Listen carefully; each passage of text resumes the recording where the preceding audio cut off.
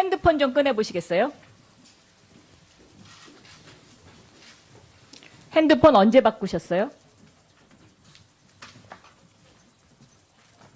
핸드폰은 저는 지난 23일 날 검찰 압수수색으로 당시 투자위원회 참석했던 실장들이 전부 다 그때 다 압수수색으로 제출을 했고 지금은 이제 임시로 쓰고 있습니다. 그 직전에 핸드폰을 바꾸셨다면서요? 예, 그렇습니다. 검찰 압수수색 들어오기 직전에. 예, 그렇습니다. 그래서 그 새 핸드폰을 검찰에 내셨다면서요? 그리고 이전에 있던 핸드폰도 그것도 같이 제출을 했습니다. 이쪽에 계신 분은요? 네. 저는 휴대폰이 좀 고장이 좀 생겨가지고 바꿨었는데요. 그러니까 예. 가짜 핸드폰을 검찰에 제출하시고 예. 과거에 쓰던 핸드폰을 제출을 안 하셨죠? 예. 네, 그렇게 제보가 들어왔어요. 예. 그 고장난 핸드폰 지금 어디 있습니까? 고장난 휴대폰은 버렸습니다.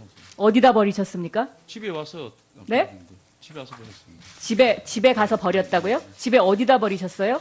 아니 집에 와서 쓰레기통에 분리봉탄. 쓰레기통에 보통 사람들이 핸드폰을 쓰레기통에 버리나요? 아니 그게 휴대폰이 고장이 나서 거기서 휴대폰이 고장나서 핸드폰을 쓰레기통에 일반적으로 버려요?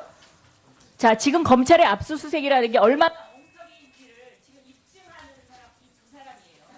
그러니까 검찰이 우병우 수석 핸드폰, 성빈 핸드폰 가져갔듯이 국민연금공단도 핸드폰을 압수수색을 했는데 그것도 투자위원회에 있었던 사람들 압수수색을 다 했는데 사전에 다 노티스 해주고 저런 식으로 해갖고 다 엉터리 핸드폰을 다 가져간 거예요. 이창재 차관님 할 말 없어요? 예, 그 부분에 대해서는 지금 검찰이 엄정한 의지를 갖고 하고 있다는 것은 믿어주셔도 될 것 같고요. 가져갑니까? 근데 다만 네? 좀 이해를 해주셔야 되는 부분은 압수수색을 하려면은 어느 정도 소명이 돼서 영장을 받을 수 있을 정도가 돼야 압수수색을 할 수 있기 때문에 그 과정에서 이런 일은 항상 발생할 수밖에 없는 걸 저희도 안타깝게 생각을 합니다. 네, 질의 시작하겠습니다. 이창재 차관께 질의하겠습니다. 제가 오전에 말씀드렸던 효성 사건, 형제의 난, 이거 알고 계시죠? 예, 효성 사건에 대해서 알고 있습니다. 네. 이게 처음에 형사부에 배당됐다가 특수부로 바뀌었죠. 조금 기억이 조금 가물가물하긴 한데 그랬던 것 같기도 합니다. 네. 예. 바로 그 시점이 우병우 변호사에서 우병우 민정비서관으로 옮겨간 직후였습니다. 그리고 이 사건과 관련해서 2억이 건네졌거든요. 이거는 당연히 확인하고 당연히 수사해야 되는 거 아닌가요? 2억이 건네졌다는 게 어떤? 우병우 변호사에게. 그럼 확인해 보도록 하겠습니다. 네. 예.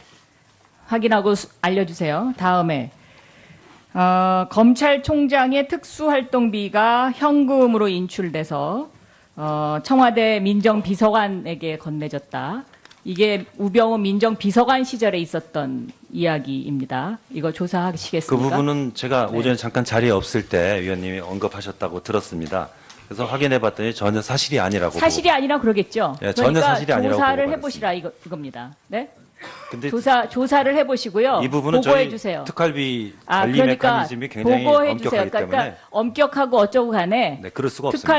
특활비를 현금으로 해서 민정비서관에게 전달했다고 이야기한 사람이 있어요. 그러니까 이건 조사해 보시고 보고해 주세요. 예, 하여튼 그런 일이 네. 없는 것으로 알고 있습니다. 네, 당연히 없어야지 그게 정상적인 나라죠. 그리고 정상적인 검찰이고요. 네, 그렇게 될 수가 없습니다. 예. 자, 다음에 정재영 팀장에게 질의할게요. 이재용 회장하고 만날 때 배석했죠? 네, 크게 얘기해 주세요. 예, 그렇습니다. 그 자리에서 무슨 얘기가 오갔습니까? 일단 그 합병 비율이 변경 가능한지 문의를 했었고요. 국민연금에서요. 예, 그렇습니다. 누구에게 질문을 한 겁니까?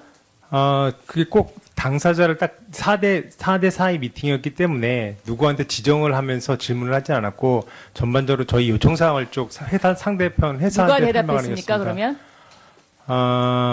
그것은 아마 김종준 사장님께서 답변하신 것 같았습니다. 합병 비율을 고쳐달라. 국민연금에서 이제 이렇게 얘기했다 이거죠? 예, 그렇습니다. 네, 그랬더니 뭐라고 삼성에서 답변하던가요? 이 합병 비율이 이미 결정이 돼서 외부에 발표됐기 때문에 제일모직 주주의 입장에서는 만약에 사후적으로 합병 비율을 바꾸게 되면은 그 제일모직 주주의 한테 배임 문제가 발생할 수 있고 그런 문제가 있어서 쉽지 않다는 답변을 들었습니다. 그러면 국민연금 측에서는 삼성물산 주주는 배임에 해당되지 않냐 바로 이렇게 질문해야 되는 거 아닌가요? 그 문제를 따졌습니까?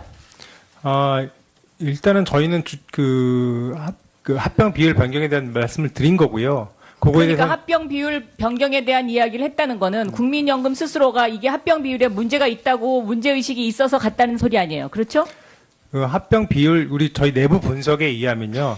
일단 삼성물산 주주에게 약간 불리한 부분이 있어서 그 부분을 수정해 줄 수 있나 요청을 드린 사안입니다. 근데 수정했는데 그쪽에서 못하겠다고 답변을 그렇게 지금 했다는 거죠? 예, 그렇습니다. 그런데 국민연금이 왜 여기 찬성했습니까? 저희한테 주어진 것은 그 합병안을 받던지 아니면 합병안에 반대하는 안입니다. 그 합병안에 대한 최종 의사 결정은 투자위원회에서 결정을 할 수 있고 그 현장에 있는 사람이 결정할 수 있는 사안이 아니었습니다. 그러면 누가 결정했습니까, 이것을? 투자위원회에서 결정을 했습니다. 투자위원회에서 결정을 했는데 그럼 투자위원회의 그 회의록은 지금 다 나와 있고 투자위원회에서도 그 회의록 자체를 보면 여기에 대해서 국민연금에서 전체가 다 찬성한 것도 아니잖아요. 예, 그렇습니다. 네, 그런데 왜 이것이 찬성이 됐습니까? 저희 내부적 규정에 의하면 투자위원회는 출석위원 과반수 이상의 찬성인 경우에 결정하도록 되어 있습니다. 12명의 위원이 참석하여서 8명이 찬성이 돼서 그 안건은 찬성으로 결정되었습니다. 이거 녹취록이 있습니까? 녹취록은 제가 잘 모르겠습니다. 저희가 원래 속기를 하는 게 아니고 원래 담당자가 서기가 한 명이 적고 있기 때문에 그 녹취를 하는지 안 하는지는 제가 직접적으로 잘 기억이 나지 않습니다. 그러니까 국민연금이 처음에는 이 부분이 문제가 있다고 그래서 이재용 회장을 만나러 갔다가 갑자기 찬성하게 된 그거를 밝혀내야 되는 겁니다. 지금 이 국정조사에서. 그렇죠?